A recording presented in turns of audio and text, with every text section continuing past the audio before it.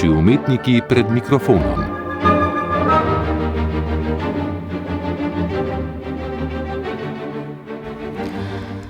Pred dnevi so v Celju pesnici Nataliji Milovanovič podelili letošnjo Veronikino nagrado. Ob tej vsako leto podelijo tudi Zlatnik poezije, priznanje za celoten pesniški opus in ustvarjalno obogatitev slovenskega jezika in kulture. Nagrado so letos posmrtno namenili pesniku, kritiku in novinarju Petru Kolšku, ki se je rodil leta 1951, umrl pa leta 2019. Na Filozofski fakulteti v Ljubljani je diplomiral iz primerjalne književnosti in slovenistike. Najprej je bil profesor na srednji šoli, od leta 1987 pa je bil član kulturnega uredništva pri Delu. Peter Kolšek je izdal 8 pesniških zbirk, nekaj kritiških in kolumnističnih knjig in več pesniških antologij. Leta 2011 je bil gost oddaje Naši umetniki pred mikrofonom. Z njim se je pogovarjal Marjan Strojan. Pogovor je začel z vprašanjem o njegovih prvih vzpodbudah in ustvarjalnih začetkih. Mislim, da moje otroštvo ni kazalo nobenih znakov vsega tistega, kar se je potem v življenju primerilo. Morda je bilo malce izstopajoče to, da sem pridno pošiljal v Pionirski list, nekakšne sestavke, ki v glavnem niso bili objavljeni. Tudi pravzaprav ne vem, kako sem dobil veselje do tega. Ne spomnim se, da bi me v šoli prav spodbujali, ampak ko sem videl, da to počnejo tudi drugi, sem potem nekako začel tudi jaz. Čeprav je zanimivo, da sem potem mnogo let kasneje srečal takratno urednico, oziroma mislim, da je že v pokoju, Zarjo Kuliševski, ki je bila nekoč tudi urednica Pionirskega lista in mi je rekla, da se spomni iz tistih davnih let mojih pošiljanj na Pionirski list. Ona je bila nekaj malega starejša in je bila tam nekakšna mlada moč, ne vem točno, kakšno vlogo je imela. Spomnim se tudi, da sem navdušeno prebral, takrat seveda ni bilo teh knjig v izobilju, zlasti na enem podeželskem kraju, kakršnem sem živel, Jurija Murija v Afriki od Toneta Pavčka, in da sem potem v enem nonšalantnem zamahu, kot bi mnogo kasneje rekel Milan Jesiha, napisal svojega Jurija Murija. Eno svojo varianto, ki je bila seveda en beden posnetek Pavčkove, ampak nekako me je očitno tako privzdignil ta Pavčkov način, ne toliko najbolj sama zgodba, kot ritmično valovanje tega Jurija Murija skozi Afriko in na hrbtih tistih živali, in tu se je tudi ta osnovni zaplet z umazanijo, oziroma z pridignenim palcem, da se je treba umivati. Ampak vse te zgodnje otroške domislice oziroma poskusi so se kmalu nehali in mislim, da že v drugi polovici osnovne šole sem bil popolnoma normalen fant, ki ga ni zanimalo nič takega, ampak vse tisto, kar je zanimalo druge tam v puberteti. Kje je bil kino pri vas, v Braslovčah ali v Polzeli? Kino je bil na Polzeli. Ja, to smo pa hodili ob nedeljah. Seveda se drugače ni bilo, sploh mislim, da drugače niso bile predstave kot v nedeljah, zlasti ne seveda za vse. Takrat so veljali še nekakšni hora legalisi, in smo hodili gledati, kavbojke, To je bilo tako, če sem šel dopoldne k maši, potem sem popoldne smel iti v kino. Tako da je to bila vezana trgovina, in sem torej nekako po obeh posvetnih, torej po obeh tirih, posvetnem in recimo bolj božjem, nekako preživel ta svoja pozna osnovnošolska leta. Takrat so bili še filmi, torej projektor, seveda tako, da se je dvakrat vmes predstava prekinila, ker je on moral očitno zamenjati kolut, In takrat smo potem fantje zmeri tekli ven, se spomnim, da je bilo zunaj njiva hmelišče, ki je bilo v različnih letnih časih seveda različnega izgleda, in smo hodili tje lulat, in jaz spomnim, kako smo se vmes pogovarjali o tem, ker smo gledali kavbojke, kako je popolnoma sto odveč te babe v filmih, mi smo hoteli akcijo, ali se pa nekaj polule, Jaz spomnim, kako smo bili vsi v enem določenem trenutku že istih misli, kako je to odveč, In da seveda to samo moti normalen potek dogajanja. Ne. No, ampak polzelski kinematograf, ne, ta s Hmeljiščem, ne, pred vrati je počas potem po končani fakulteti nadomestila Pulska arena in drugi festivali. Tukaj ima določene zasluge šola, in sicer gimnazija v Celju, kjer smo imeli nekakšen filmski krožek, ampak tisti krožek je bil bolj kot ne mrtva stvar na papirju, ne vem, če smo se sploh kaj dobivali. Dejstvo pa je, da je bilo s tem povezan filmski abonma. In da smo takrat gledali imenitne filme v tistem abonmaju, da je bil Bergman, da je bil Antonioni, da smo gledali Križarko Potemkin. Ne spomnim zdaj, pač no, te filme zagotovo, ne, od Antonionija Puščava. Spomnim, da najmanj zelo veliko vtis, prav tako Bergman, mislim, da je Mok. Ne, Mok je pa zlasti Sedmi pečat. Ne. No in potem sem jaz, ker smo imeli šolsko glasilo in sem bil jaz tam urednik, ne, pri tem šolskem glasilu, ki se je imenoval šoli primerno, oziroma tistim časom primerno Brstiči, ne, da sem jaz potem tam pisal filmske ocene teh filmov abonmajskih, ne. Brez da bi me kdo pač k tem posebej, nekako sem bil očitno tako navdušen, da se mi je zdelo, oziroma da sem čutil potrebo, da o tem nekaj rečem. No in takrat sem jaz pravzaprav prišel v stik s filmom, ne, seveda na zelo amaterski ravni, ne, in tudi nisem kakšnih filmskih teorij zraven študiral, oziroma dostopnih materialov. Nekaj malega sem, vem, da smo imeli onega bazena, nekaj sem, no. No, ampak potem, ko sem prišel v Ljubljano, sem takoj se srečal z revijo Ekran, ki jo takrat, mislim, da urejal Vasko Pregl, če se ne motim. Ne. In potem sem tudi kar kmalu nekaj v to revijo Ekran napisal in mislim, da je to bilo ravno ob Trefojevem filmu, ki je tudi najmanj takrat naredil zelo velik vtis, Ameriška noč. No, in tam je tudi znameniti stavek, filmi so kot nočni vlaki. Ne. Mislim, da je bil to prvi spis, ki sem ga napisal o filmu v študentskih letih. Potem sem pa začel pisati za razglede, naše razglede. In sicer, tudi tega se spomnim, takrat je bil velik uspeh Klopčičev film Cvetje v jeseni. Vsi so nekako čutili za potrebno, da v tem tisti, torej pisoči, ali bi rekli skoraj vse, kar leze in gre na tem področju, da o tem nekaj pripomni. Ne. In tako sem tudi jaz takrat napisal potem nekaj o filmu Cvetje v jeseni.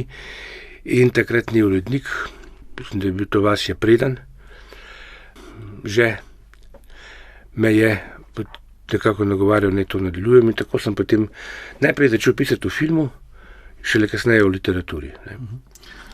Ja, kdaj so pa začele potem pesmi nastajati? Je to potekalo nekako vzporedno?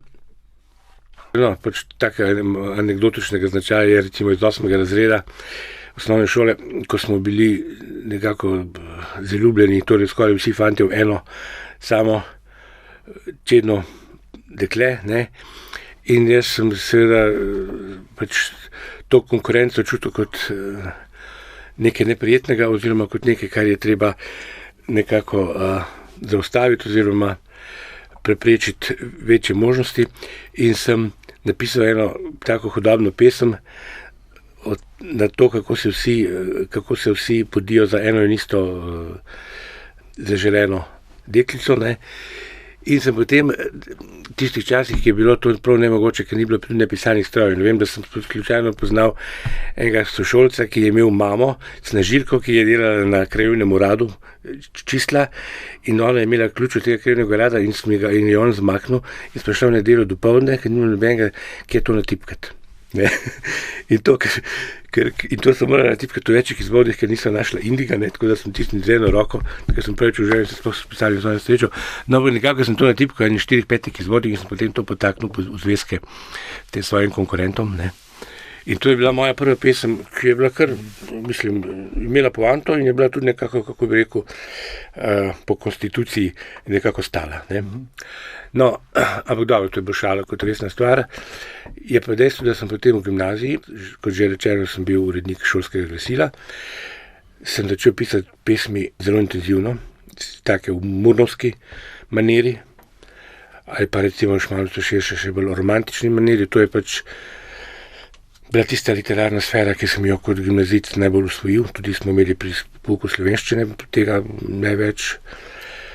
Tudi Tošica, oziroma profesorica je bila te vrste, da je nekako bolj poudarjala klasiko, kot pa karkoli modernega. V celjski gimnaziji takrat je bil Šalamun tako rekoč prepovedan, ne.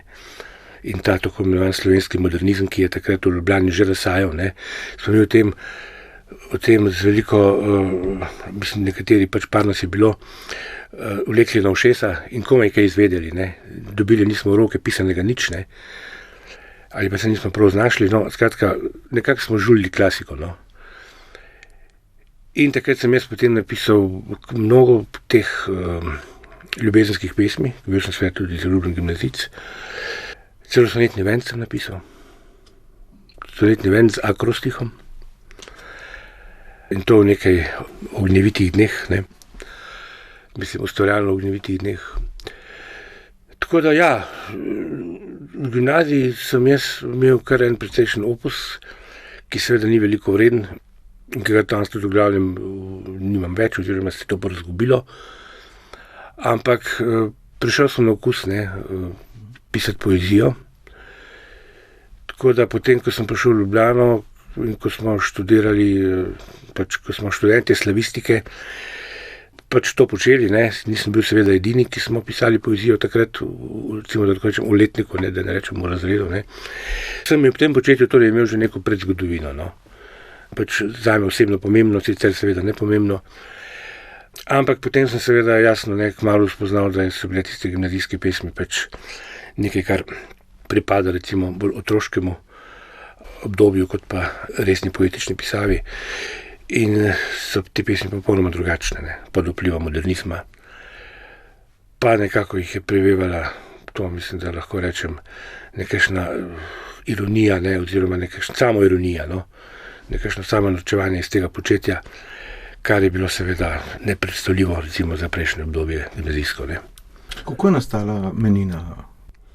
Ne vem, če govorimo o naslovu, ne. Mislim, naslov ni problem, ker pač Menina je del mojega geografskega otroštva, ne. Hodili smo tja na počitnice, oziroma oče je bil gozdar in lovec in je imel, da tako rečem, v tistih revnih časih na razpolago in gozdarsko kočo in lovsko kočo. In smo hodili pač na Menino, enkrat v ta del centralni, drugič šli v ta del pri Črnivcu, ne. In to so bile pravzaprav moje, kako bi rekel, edine turistične izkušnje, ne, iz osnovnošolskih let. In še potem, resnično sem se mnogokrat kasneje nekako rad vračal v to Menino in še zdaj, ne. To je razmeroma neznana planina Ljubljančana, če ga vprašaš, ne, malo kdo bo vedel pokazati Menino, čeprav se tako rekoč iz Ljubljane vidi, ne. Malo kdo bo vedel, kje to je. Ker tudi seveda ni pač po ničemer znamenita, čeprav je precej dostopna, položna, pašniki so, ne.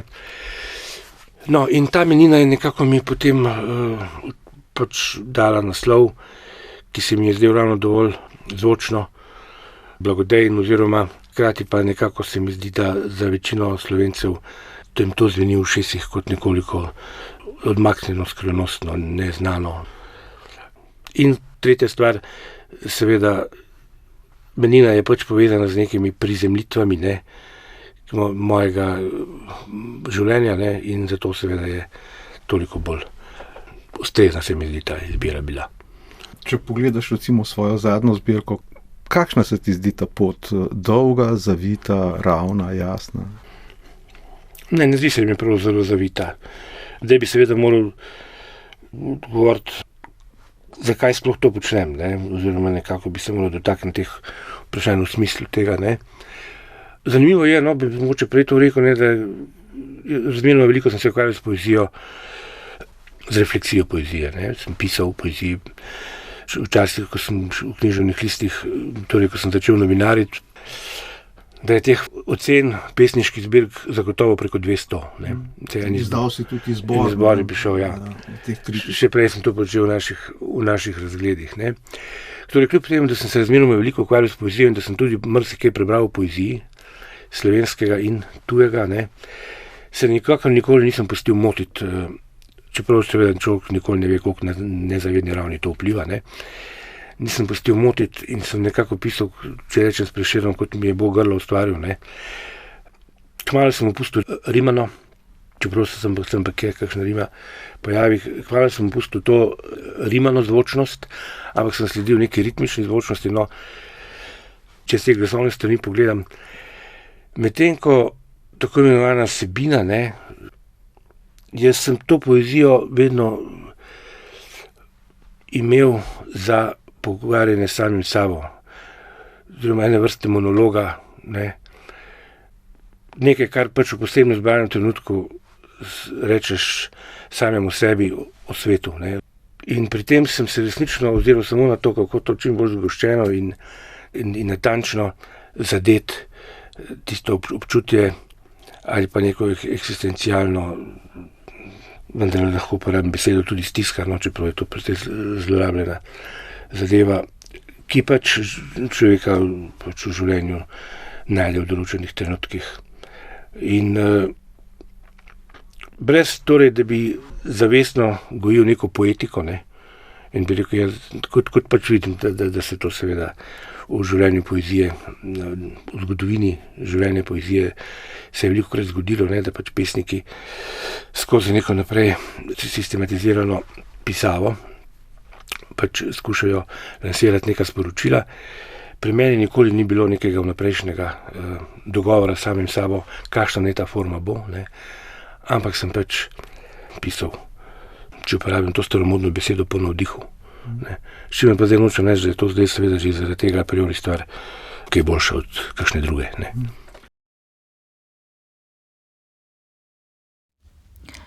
Slišali ste leta 2011 posneti pogovor Marjana Strojana s pesnikom Petrom Kolčkom, ki so mu letos posthumno namenili zlatnik poezije za pesniški opus in ustvarjalno obogatitev slovenskega jezika in kulture.